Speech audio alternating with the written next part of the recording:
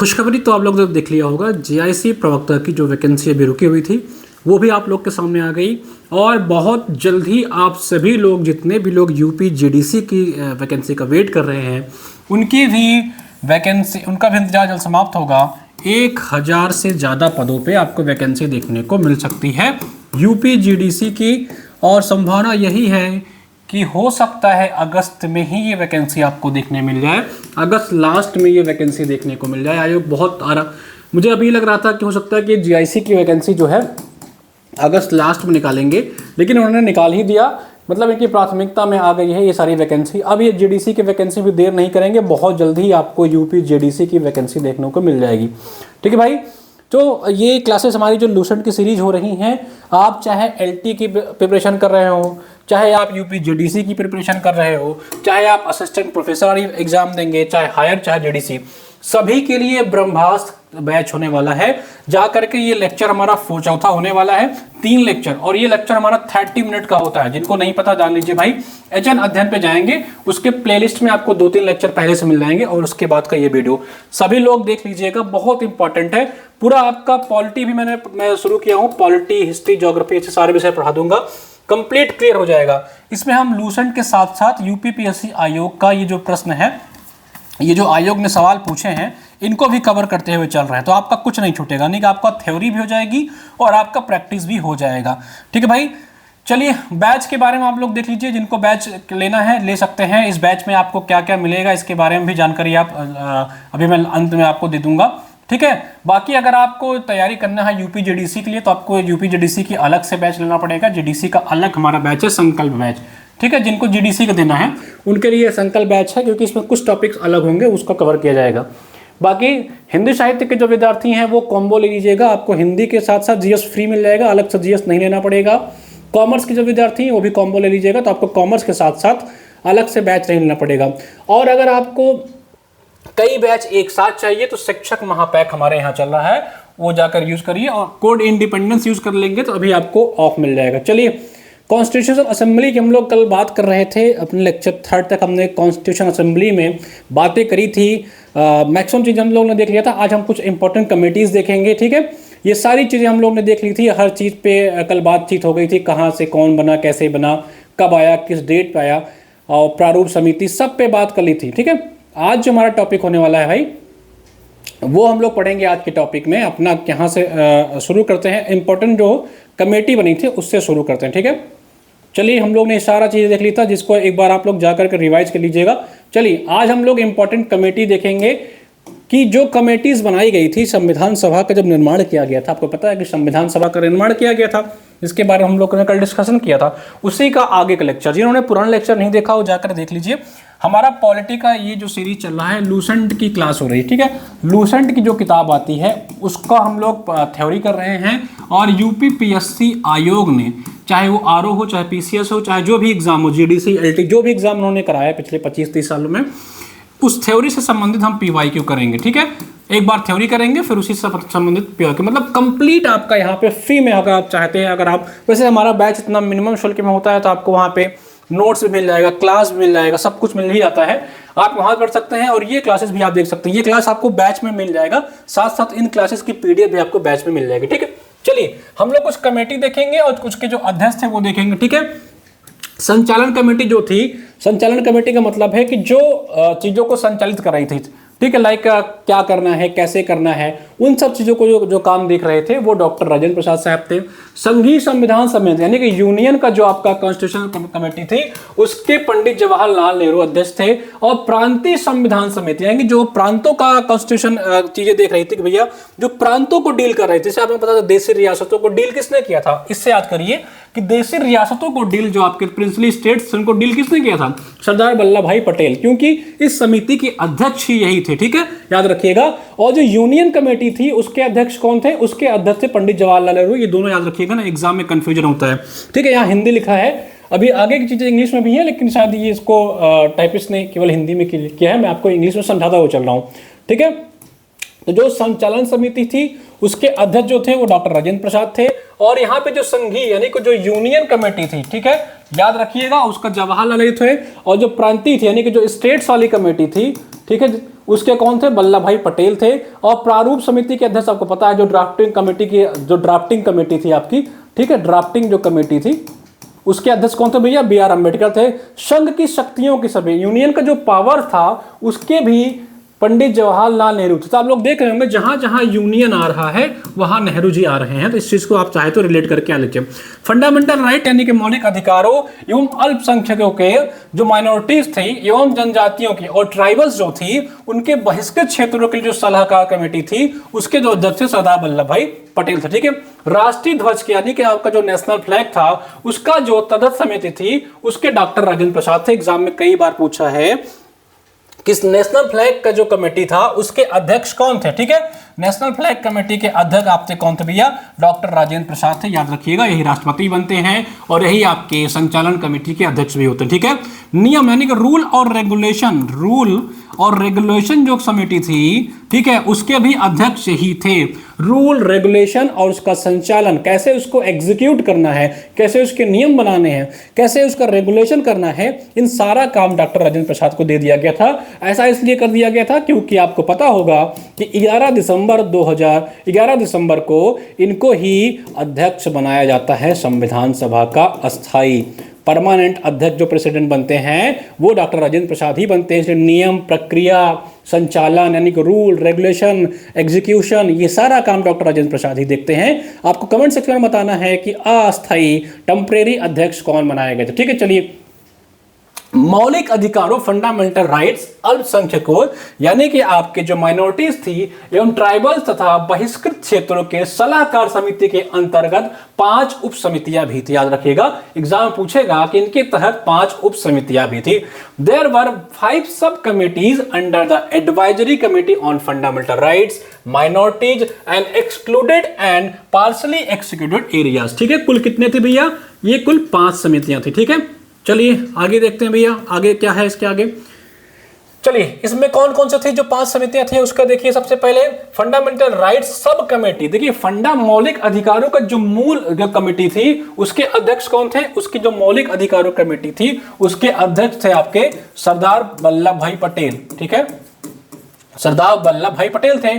ठीक है, ये सरदार वल्लभ भाई पटेल थे फंडामेंटल राइट्स की कमेटी के। लेकिन जो उसके तहत एक सब कमेटी बनाई गई थी उसके जेबी कृपलानी साहब थे। इन्हीं की कृपा से भारत के समय याद होगा जब भारत आजाद हुआ था तो कांग्रेस के अध्यक्ष पूछता है एग्जाम में कि भारत की आजादी के समय कांग्रेस के अध्यक्ष कौन थे? तो जेबी कृपलानी थे। इन्हीं कृपा से भारत आजाद हुआ था। ठीक है, चलिए, तो इन्हीं को फंडामेंटल राइट्स की जो सब कमेटी थी उसका अध्यक्ष बना दिया गया था। और फंडामेंटल राइट्स कमेटी के अध्यक्ष पूछेगा एग्जाम में कौन थे? तो वो सरदार वल्लभ भाई पटेल थे। ठीक है भैया। यूनियन कमेटी के अध्यक्ष कौन थे? यूनियन कमेटी के अध्यक्ष आपके जो थे, यूनियन एग्जीक्यूशन जितना भी देखा जा रहा था, जवाहरलाल नेहरू। स्टेट्स की बात करेंगे तो कौन? वल्लभ भाई आपके पटेल साहब थे। ठीक है। माइनॉरिटी की जो सब कमेटी थी उसके एच.सी. मुखर्जी साहब थे। ठीक है, माइनॉरिटी की जो सब कमेटी थी यानी अल्पसंख्यकों की जो उप समिति थी इसके एच.सी. मुखर्जी साहब प्रेसिडेंट थे। भैया याद रखना, ये सब चीजें भूलना नहीं एग्जाम में। ठीक है।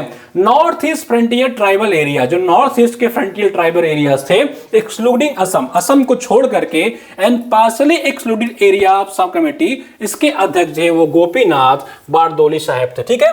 उत्तर पूर्व सीमांत यानी कि नॉर्थ ईस्ट के जो जनजाति क्षेत्र थे असम को छोड़ करके। ठीक है, तो थोड़ा नॉर्थ ईस्ट का अगर आया था एग्जाम में तो थोड़ा का नाम भी देखिए कैसे, गोपीनाथ बारदोली, इनका नाम भी थोड़ा नॉर्थ ईस्ट रीजन के लोगों से मिलता जुलता है। तो इस तरह से आप चाहें तो कनेक्ट करके पढ़ सकते हैं कि north East Frontier tribal areas, उसके जो सब कमेटी थी उसके अध्यक्ष भैया कौन थे? गोपीनाथ बारदोली। याद रखिएगा, एक चीज इंपॉर्टेंट है, इस जो क्लास हो रही है इसमें एक चीज इंपॉर्टेंट है, ऐसा कोई चीज नहीं है जो आपको छोड़ सकते हैं आप। ठीक है। Excluded and partially excluded areas other than irrigated areas in Assam, इसके जो सब कमेटी थे इसके थे ए.बी. ठक्कर साहब। छोड़े गए तथा आंशिक रूप से छोड़े गए क्षेत्रों असम में सिंचित क्षेत्रों के अलावा के लिए जो उप समिति थी उसके ए.बी. ठक्कर साहब अध्यक्ष। याद रखिएगा।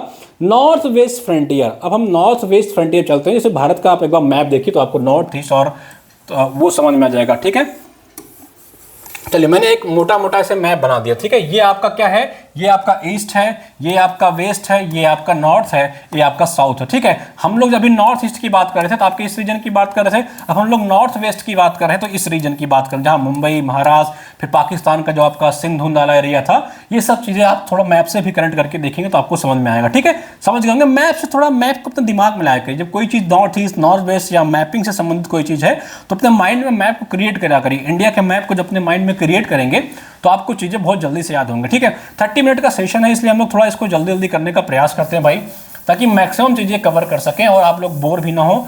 इसको जब आप लोग रिकॉर्डेड फॉर्म में देखा करिए तो इसको दो की स्पीड से भी देख सकते हैं। तो North East Frontier tribal area subcommittee जो थी, it was not called to work on behalf of the Constituent Assembly of India due to its inclusion in Pakistan. तो जो नॉर्थ आपका वेस्ट वाला रीजन था उसको जो है उत्तर पश्चिमी फ्रंटियर जो जनजातीय क्षेत्र समिति थी, इसे पाकिस्तान में शामिल होने के कारण भारत की संविधान सभा की तरफ से कार्य करने के लिए नहीं बुलाया गया। एग्जाम में पूछता है कि ऐसी कौन सा एरिया था जिसे संविधान सभा में कार्य करने के लिए नहीं बुलाया गया, तो आपका नॉर्थ वेस्ट फ्रंटियर एरिया था। याद रखिएगा, यही कि एक अब्दुल खान अब्दुल गफ्फार खान साहब बड़े ही फेमस थे। खान अब्दुल गफ्फार साहब बहुत फेमस थे, जिन्होंने 1923 में बहुत सहयोग किया था। लाल शर्ट कुर्ती यानी कि लाल कुर्ती आंदोलन भी इन्होंने ही चलाया था, याद रखिएगा। ठीक है, अभी मैं जब हिस्ट्री पढ़ाऊंगा तो आपको बताऊंगा। ठीक है, चलिए, डॉक्टर अंबेडकर ने 17 दिसंबर 1946 को पहली बार संविधान सभा को संबोधित किया। अगर पूछता है कि अंबेडकर साहब ने पहली बार संविधान सभा को कब संबोधित किया, तो 17 दिसंबर 1946 को, यानी संविधान सभा में पहली बार बोले। उस दिन अंबेडकर ने अपने भाषण का समापन करते हुए कहा, शक्ति देना हो तो आसक्ति देना तो आसान है, पर बुद्धि देना कठिन है। याद रखना, बड़ा इंपॉर्टेंट लाइक है, बहुत इंपॉर्टेंट ही लाइन। उन्होंने क्या कहा था, It is easy to give power but difficult to give wisdom। शक्ति देना तो आसान है भाई, पावर देना तो आसान है, पर बुद्धि देना कठिन है। संविधान सभा में ब्रिटिश प्रांतों के 296 सदस्यों का विभाजन सांप्रदायिक आधार पर किया गया था। याद रखिएगा, संविधान सभा में जो ब्रिटिश प्रांत के 296 सदस्य थे, उनका जो विभाजन किया गया था वो किसके हिसाब से था, कम्युनल बेसिस पे किया गया था। इस चीज को याद रखिएगा, इतनी चीजें इंपॉर्टेंट है आपके। ठीक है, चलिए आगे आते हैं हम लोग। ठीक है, तो जो जिस बेसिस पे इनका डिविडेशन किया गया था, अब देखते हैं उसमें कुल कहां से थे। उसमें कुल देखेंगे, हिंदू कितने थे भैया, 163, मुस्लिम कितने थे, 80, एससी कितने थे आपके इसमें 31। ठीक है, और इसमें भारतीय ईसाई जो थे वो 6 थे। ठीक है, और इसके अलावा एसटी कितने थे, 6। ठीक है, सिख कितने थे, 4, एग्लो इंडियन कितने थे, 3, और पारसी कितने थे, 3। ठीक है, ये इतना इंपॉर्टेंट नहीं, बस आपको मैंने बता दिया कि याद रखिएगा, जो कम्युनल बेसिस पे डिवाइड किया गया था उसमें कितने कितने लोग थे। हो सकता है इनका पूछ ले क्रोनोलॉजी की सबसे ज्यादा कौन थे, तो सबसे ज्यादा आप लोगों ने देखा हिंदू थे, फिर मुस्लिम थे, फिर आपके एससी थे। ये टॉप 3 थे। ठीक है, नंबर्स में देखेंगे तो टॉप 3 में एक हिंदू, एक मुस्लिम और एक एससी, ये 3 कम्युनिटी जो है वो टॉप 3 पे थे। ठीक है, चलिए सबसे इंपॉर्टेंट चीज आ गए हैं कि the women members of the constitution assembly, यानी संविधान सभा की जो महिला सदस्य थी उनके बारे में पूछता है। तो याद रखना कि संविधान सभा में कुल 15 महिला सदस्य थी, कुल 15 महिला सदस्य थी। एग्जाम में पहला सवाल तो यही बनता है कि संविधान सभा में कुल कितने महिला सदस्य थी। तो पहला सवाल जो आपके एग्जाम में बनता है यही बनता है। तो आपका आंसर जो होगा कि संविधान सभा में कुल 15 महिलाएं थी। ठीक है, संविधान सभा में भाई कुल 15 महिलाएं थी। मेरी आवाज आ रही है, एक सेकंड। ठीक है, चलिए सबसे पहले देखते हैं अम्मू स्वामीनाथन। देखो इनका नाम इंग्लिश में लिखना जरूरी नहीं है। ठीक है, ऐसा तो नहीं है ना, यहाँ हिंदी इंग्लिश का जो लोचा होता है वो कॉन्सेप्चुअल चीजें में या कोई टर्मोलॉजी में होता है, नाम में कोई दिक्कत नहीं है। तो अम्मू स्वामीनाथन जो थी वो मद्रास से थी, सामान्य सेट पे आई थी। एनी मस्करीन, ठीक है, ये कहां से थी, ये त्रावणकोर एवं कोच्चिन की यूनियन से थी। ठीक है, बेगम एजाज रसूल, एक मुस्लिम अगर पूछता है कि मुस्लिम महिला कौन थी तो आप कहेंगे बेगम एजाज रसूल। ये कहां थी, संयुक्त प्रांत से थी, यानी कि कह लें तो उत्तर प्रदेश से थी। ठीक है, बेगम एजाज रसूल यूपी से भी थी और मुस्लिम महिला। दक्षायनी बेलायुधन, ये भी मद्रास से थी। जी दुर्गाबाई, ये भी आपके मद्रास से थी। हंसा मेहता, ये बॉम्बे से थी, याद रखिएगा। ठीक है, फिर अगला कौन है, कमला चौधरी। कमला चौधरी ये कहां से थी भैया आपका, ये भी संयुक्त प्रांत से थी, यानी कि यूपी से थी। ठीक है, लीला रे, ये कहां से थी, पश्चिम बंगाल से थी लीला रे। ठीक है, मालती चौधरी कहां से थी, ये उड़ीसा से थी। पूर्णिमा बनर्जी कहाँ से थी? ये संयुक्त प्रांत थी यानी कि यूपी से थी। ठीक है, रेणुका रे ये कहाँ थी? पश्चिम बंगाल से। सरोजिनी नायडू कहाँ से थी? बिहार से। ठीक है, राजकुमारी अमिता कौर कहाँ से थी? मध्य प्रदेश और बरार से। ठीक है, सुचिता कृपलानी कहाँ से थी भैया? ये भी आपका संयुक्त प्रांत यानी कि यूपी से थी। विजय लक्ष्मी पंडित ये भी संयुक्त प्रांत यानी कि यूपी से थी। तो यूपी से 1 2 3 4 और एक पहले यानी कि यूपी से अगर पूछा जाए एग्जाम में तो कुल 5 महिलाएं उत्तर प्रदेश से भी थी। इससे याद रखिएगा, यानी 15 में से कुल 5 महिलाएं जो थी वो आपके उत्तर प्रदेश यानी कि उस समय उत्तर प्रदेश का उस समय इसका नाम संयुक्त प्रांत था। चलिए 2 सितंबर को जो होता है इंटरिम कैबिनेट की यानी कि अंतरिम जो आपका मंत्रिमंडल है उसका गठन होता है। ये डेट याद रखना है, 2 सितंबर 1946 को अंतरिम कैबिनेट की यानी कि नॉट जैसे आपका आंसर की आती है ना, एक आपकी इंटरिम की आती है, एक फाइनल की आती है। तो ये फाइनल नहीं है, ये थी आपकी इंटरिम यानी कि अंतरिम मंत्रिमंडल। एक प्रकार से मॉक टेस्ट हो रहा है अभी। ठीक है, अभी फाइनल लोग नहीं सेलेक्ट हुए, अभी मॉक टेस्ट हो रहा है कि सरकार आप जैसे चलाओगे उसके पहले सब चीजें करके दिखाओ। मॉक ड्रिल जैसे आप लोगों ने सुना था अभी कुछ दिन पहले, तो ये मॉक ही चल रहा था। इसी को बोला गया अंतरिम मंत्रिमंडल। नेहरू साहब क्या बने? कार्यकारी परिषद के उपाध्यक्ष बने और विदेश मामले तथा राष्ट्रमंडल की जो फॉरेन का मैटर था और जो कॉमनवेल्थ का इशू था और जो एग्जीक्यूटिव काउंसिल थी उसके अध्यक्ष जो बनते हैं, उसके उपाध्यक्ष जो बनते हैं, याद रखिएगा, कार्यकारी परिषद के उपाध्यक्ष एग्जीक्यूटिव काउंसिल के वाइस प्रेसिडेंट जो बनते हैं वो नेहरू बनते हैं और एग्जीक्यूटिव काउंसिल के जो प्रेसिडेंट होते हैं वो माउंटबेटन होते हैं। इस चीज को याद रखिएगा। अगर यहां पूछता है एग्जीक्यूटिव काउंसिल के उपाध्यक्ष कौन थे तो नेहरू जी, अध्यक्ष कौन थे तो माउंटबेटन साहब, क्योंकि ये अंतरिम आपका मंत्रिमंडल था, इंतरिम कैबिनेट थी, फाइनल नहीं थी। ठीक है, विदेश मामले का मंत्रिमंडल भी इनको मिलता है नेहरू साहब को, और राष्ट्रमंडल जो हो यानी कि कॉमनवेल्थ जो है वो भी नेहरू साहब को मिलता है।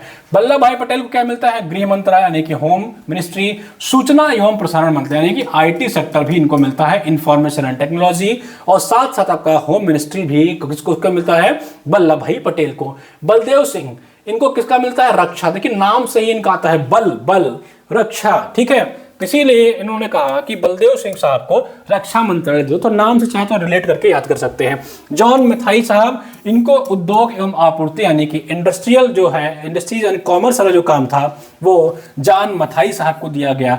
ठीक है, ताकि जाके इंडस्ट्री में अच्छा काम मत कर सकें। ठीक है, सी राजगोपालचारी साहब को एजुकेशन मिनिस्टर बनाया गया, शिक्षा मंत्रालय जो दिया गया वो सी राजगोपालचारी साहब को दिया गया। सी एच भाभा, ठीक है, इनको क्या दिया गया भैया? खनन एवं बंदरगाह, यानी कि ये भाभा साहब जो थे, आप नाम सुनेगा, परमाणु से सुना होगा, इसीलिए इनको क्या किया गया? जो भी आपकी माइनिंग वाले काम थे और आपके जो पोर्ट्स वाले काम थे, भाभा साहब को दिया गया। राजेंद्र प्रसाद को क्या बनाया गया? कृषि मंत्री बनाया गया। याद रखिएगा, अगर पूछता है कि अंतरिम कैबिनेट में कृषि मंत्री कौन था तो डॉक्टर राजेंद्र प्रसाद को बनाया गया। ठीक है, अरुणा आसिफ अली जो थे, आसिफ अली साहब जो थे, इनको रेलवे का मिनिस्टर बनाया गया। जगजीवन राम साहब को श्रम मंत्रालय दिया गया। देखिए श्रम, अगर थोड़ा सा देखेंगे राम से रेड करना, श्रम राम श्रम राम श्रम राम। ठीक है, अगर इसको थोड़ा सा ऐसा लिख लो, राम या राम लिख लो तो याद कर सकते हैं। ठीक है, श्रम मंत्रालय किसको दिया गया? जगजीवन राम को दिया गया। ऐसी चीजों को रिलेट करके याद कर लेंगे, कोई ट्रिक की जरूरत नहीं है, उसी में रिलेट हो जाता है। दुनिया भर का ट्रिक याद करोगे तो जीएस से ज्यादा ट्रिक ही तुम्हारे पास हो जाएगा। मंत्रिमंडल में शामिल मुस्लिम लीग के सदस्य जो 26 अक्टूबर 1946 को शामिल होते हैं। ठीक है, कौन? 26 अक्टूबर 1946 को मुस्लिम लीग के भी कुछ सदस्य जो हैं वो मंत्रिमंडल में शामिल होते हैं, जिसमें से पहले कौन थे? लियाकत अली साहब। इनको क्या देता है? फाइनेंस मिनिस्ट्री मिलती है। पूछता है कि फाइनेंस मिनिस्टर कौन थे इंटरिम कैबिनेट में, तो लियाकत अली साहब। अभी कौन है आपकी? जल्दी से कमेंट सेक्शन में बताइए, फाइनेंस मिनिस्टर भारत की कौन है? आई चुंदरीगढ़ जो थे, इनको कॉमर्शियल मिनिस्ट्री दिया जाता है। अब्दुल रब नस्तर साहब को संचार मिनिस्ट्री दिया जाता है। जोगेंद्र नाथ मंडल साहब को विधि यानी कि लॉ मिनिस्ट्री दिया जाता है, जो बंगाल के एससीएफ के चीफ भी थे। और गजानतर अली खान साहब को हेल्थ मिनिस्टर दिया जाता है। इस चीज को याद रखना है। ठीक है, एक दो बार जब आप पढ़ लेंगे तो चीजें आपको याद हो जाएंगे। ठीक है, इसमें ये याद रखना जो सबसे इंपॉर्टेंट है क्या है? जोगेंद्र नाथ मंडल, इनको विधि दिया जाता है, और लियाकत अली खान, इनको वित्त दिया जाता है। ठीक है, ये दोनों इंपॉर्टेंट है, इसको भी याद रखिएगा। जो मैं बताता चल रहा हूं इंपॉर्टेंट, उसको जरूर याद रखिएगा। ठीक है, चलिए, ये मैंने कल आपको पढ़ाई दिया था कि जो आपका ड्राफ्टिंग कमेटी थी उसके सदस्य कौन थे। चलिए, अब बनता है स्वतंत्रता के बाद first cabinet of independent India. यहाँ से भारत को जब आज़ादी मिलती है, अभी जो मिनिस्टर सारे थे वो सारे मॉक बेसिस बने थे, अंतरिम सरकार का गठन किया गया था, उसमें सब मॉक बनाया गया, यानी कि एक प्रकार से टेस्टिंग चल रही थी भारत सरकार की, मतलब भारत सरकार कैसे चलाएगा उसका माउंटबेटन टेस्टिंग ले रहा था। इसलिए देखिएगा कि वाइस जो आपका काउंसिल था उसके वाइस प्रेसिडेंट थे पंडित जवाहरलाल, उनको प्रेसिडेंट नहीं बनाया गया था। एक बार देख लीजिए, यहाँ पे क्लियर हो जाएगा। ठीक है, दिखा देता है, चलिए हाँ देखिए, कार्यकारी परिषद के उपाध्यक्ष थे, याद रखिएगा, एग्जीक्यूटिव काउंसिल के उपाध्यक्ष यानी कि वाइस प्रेसिडेंट जो थे वो थे जवाहरलाल नेहरू। प्रेसिडेंट अभी भी माउंटबेटन ही बना था। कहां? अंतरिम गवर्नमेंट में, इंतरिम जो सरकार थी उसकी बात हो रही है। अब हम आते हैं आजादी के बाद, भारत जब आजाद हो जाता है तब एक पहला मंत्रिमंडल बनता है, first cabinet of independent India. Exam में याद रखिएगा पूछता है, ये नहीं कि आपसे इंतरिम का पूछा तो आपने कैबिनेट का लगा दिया, कैबिनेट का पूछा तो आपने अंतरिम का लगा दिया। एग्जाम में कंफ्यूज नहीं होना है, देख लेना है कि इंतरिम का पूछ रहा है या फाइनल या फर्स्ट कैबिनेट का पूछ रहा है। ठीक है, चलिए, तो जब प्रथम कैबिनेट थी ऑफ इंडिपेंडेंट इंडिया 1947 में, इसका नेहरू साहब क्या बनते हैं? प्रधानमंत्री बनते हैं। राष्ट्रमंडल इनको दोबारा से मिल जाता है, जो कॉमनवेल्थ है वहां भी थे, यहां भी मिल जाता है। विदेशी मामले ये वहां भी देख रहे थे, यानी कि फॉरेन मिनिस्ट्री वहां भी देख रहे थे, यहां भी देख रहे हैं। और अभी इनको वैज्ञानिक शोध यानी कि साइंटिफिक जितने भी टेम्परामेंट इंडिया में हो रहे थे उसका भी इनको दिया जाता था। नेहरू साहब बहुत साइंटिफिक टेम्परामेंट वाले थे भी। ठीक है, फिर वल्लभ भाई पटेल, वहां भी ये गृह मंत्रालय के पास था, सूचना प्रसारण वहां भी था, साथ साथ राज्यों के मामले इनको यहाँ पे एक्स्ट्रा मिल जाते हैं। ठीक है, चलिए, डॉक्टर राजेंद्र प्रसाद को दोबारा से खाद्य एवं कृषि यानी कि एग्रीकल्चर मिनिस्टर इनको वहां भी मिला था, यहां भी मिल गया था। मौलाना अब्दुल कलाम आजाद यहां से शिक्षा मंत्री बनते हैं। याद रखिएगा, यहां पे शिक्षा मंत्री आपका कौन था? इंटरिम कैबिनेट में देखेंगे तो यहां पे जो आपके शिक्षा मंत्री थे ये आपके सी राजगोपालचारी थे। याद रखिएगा, कंफ्यूज नहीं करना है एग्जाम में। यहां पे जो थे अंतरिम में जो थे शिक्षा मंत्री सी राजगोपालचारी थे, और जब आपका फाइनल कैबिनेट बनता है तो कौन बनता भैया? आपका कौन बनता है भैया? देख लीजिएगा, एग्जाम में यही लोग कंफ्यूज करते हैं। मौलाना अब्दुल कलाम आजाद साहब बनते हैं आजाद भारत में। ठीक है, याद रखिएगा, आजाद भारत में जब बात करेगा शिक्षा मंत्री कौन बनता है तो अब्दुल कलाम आजाद बनते हैं। वैसे कौन बनता है आप लोग? अब जान मथाई साहब, इनको रेलवे पकड़ा दिया जाता है, परिवहन पकड़ा दिया जाता है। इसके पहले याद करिए, जान मथाई साहब को इंडस्ट्री पकड़ाई गई थी, जाइए आप इंडस्ट्री में काम करें। मैंने कहा इंडस्ट्री में गए थे माथापच्ची करने। ठीक है, इंडस्ट्री में मथाई करने गए थे और यहाँ इनको क्या किया गया? रेलवे और परिवहन विभाग दे दिया गया, इनका विभाग यहाँ पे बदल दिया गया। ठीक है, बी.आर. अम्बेडकर साहब को लॉ मिनिस्ट्री दी गई। इसके पहले उसमें किसको दिया गया था? जोगेंद्र बसु या जोगेंद्र मंडल साहब जो थे उनको बनाया गया था अंतरिम में। यहाँ पे किसको बनाया गया? यहाँ पे बनाया गया आपका जो भारत का पहला कैबिनेट था, पहला जो लॉ मिनिस्टर बनते हैं वो आपके बी.आर. अम्बेडकर साहब बनते हैं। जगजीवन राम साहब को फिर से श्रम मिल जाता है। बलदेव सिंह को दोबारा से रक्षा मिल जाता है। बलदेव साहब, इनका बल इतना था कि अंतरिम में भी श्रम मंत्रालय रक्षा था इनके पास, यहाँ भी रक्षा। अमृता कौर को यहाँ पे हेल्थ मिनिस्टर बना दिया जाता है। वहाँ पे हेल्थ मिनिस्टर आपकी जो मुस्लिम लीग से शामिल होते हैं उनको बनाया जाता है। यहाँ पे आपको राजकुमारी अमृता कौर, एक प्रकार से कहिए तो ये महिला थी, इस कैबिनेट में शामिल होने वाली महिला थी जो हेल्थ मिनिस्टर बनती हैं। एग्जाम में पूछ सकता है कि कौन सी महिला थी जिनको आजाद भारत में प्रथम कैबिनेट में आपका हेल्थ मिनिस्ट्री मिलता है, तो राजकुमारी अमृता कौर। अमृत याद करिएगा, भारत सरकार आयुष्मान भारत एक योजना 2018 से चला रही है। ठीक है, आयुष्मान भारत का ही योजना जो उसी को अमृत काल कहा गया। इसी से अगर संबंध रिलेट करके आप चाहें तो याद कर सकते हैं अमृता कौर, अमृत। ताकि अमृत का मतलब क्या होता है? अमृत ताकि लोगों को जीवन मिले, लोग जिंदा रह सकें, इसीलिए हेल्थ मिनिस्टर इनको दे दिया गया। चाहे तो वैसे याद कर सकते हैं, this is not a logic, बस याद करना है। ठीक है, भाभा साहब देखिए, इनको कमर्शियल मिनिस्ट्री दिया गया। रफी अहमद की दवाई याद रखिएगा, वेरी इंपॉर्टेंट, यहाँ इनको संचार मंत्रालय दिया गया यानी कि कम्युनिकेशन मिनिस्ट्री दी गई। R.K. खड़गपुरम शेट्टी साहब को वित्त मंत्रालय दिया गया, और वहां पे किसको दिया गया था? वित्त मंत्रालय जो आपका अंतरिम कैबिनेट था वहां पे आपके लियाकत अली साहब थे। ठीक है, कौन था भैया? लियाकत अली साहब थे। आपके अंतरिम में, और जब आपका पहला कैबिनेट बनता है तो खड़मुगम शेट्टी साहब को बनाया गया। ठीक है, देखिए इनको थोड़ा खास याद करिएगा, थोड़ा पैसा वैसा रिलेट हो रहा है क्या भाई? अगर पैसा से रिलेट कर पाइए इस शाह को तो याद कर लीजिए वित्त। डॉक्टर श्यामा प्रसाद मुखर्जी साहब को उद्योग एवं आपूर्ति विभाग दिया गया। इन्हीं के समय भारत में प्रथम इंडस्ट्री पॉलिसी भी आई थी। ठीक है, प्रथम इंडस्ट्री पॉलिसी पूछता है भारत में किसके समय में आई थी? सन 1948 में आई थी। ये किसके समय में? श्यामा प्रसाद मुखर्जी के समय में। ठीक है, याद रखिएगा। बीएन गडगिल साहब को बनाया जाता है कार्य खान एवं ऊर्जा, यानी कि आपका जो माइनिंग वाइनिंग वाला वर्क था ये बीएन गडगिल साहब को दिया जाता है। ठीक है, चलिए भारत के रियासतों का एकीकरण करने के लिए वल्लभ भाई पटेल की अध्यक्षता में 5 जुलाई को 1947 को रियासती विभाग बनाया जाता है, जिसके सचिव बीपी मेनन साहब थे। याद रखिएगा, संविधान निर्माण की प्रक्रिया में कुल 2 वर्ष 11 महीने 18 दिन भी लगते हैं, इस चीज का याद रखिएगा। देखिए वल्लभ, जब आपको पता है आजादी के बाद भारत के, जब एक बार आप मैप देखिए थोड़ा सा, ठीक है, जब मैप आप देखेंगे तो कई सारे रियासतें भारत बटा हुआ था। जूनागढ़ का अलग इशू था, हैदराबाद का अलग इशू चल रहा था, ठीक है, इधर नॉर्थ वेस्टर्न फ्रंट का अलग इशू चल रहा था, जम्मू कश्मीर का अपना अलग ही मैटर चल रहा था। तो ये बहुत सारे रीजन में भारत जो था डिवाइड था। तो वल्लभ भाई पटेल को इसी का कार्य दिया गया भैया कि भारत को एक कंप्लीट देश बनाओ। ठीक है, तो इन्होंने क्या किया, ये पूरा सबको एक साथ लाने का प्रयास किए। और इनके जो सहयोगी थे, ठीक है, इनके जो सहयोगी थे वो कौन थे भैया? बीपी मेनन साहब थे। याद रखिएगा, बीपी मेनन साहब का बहुत महत्वपूर्ण रोल रहा था भारत को एक भारत बनाने में। एक इंडिया एक प्रकार से जो बिखरा हुआ था अलग अलग देशी रियासतों में, कोई जूनागढ़, हैदराबाद, जम्मू कश्मीर सब में विभाजित था, इसको एक साथ लाने में जो वल्लभ भाई पटेल के साथ साथ आपके बीपी मेनन साहब का भी बहुत बड़ा रोल था। इनके सेक्रेटरी थे, समझ लीजिए एक प्रकार से।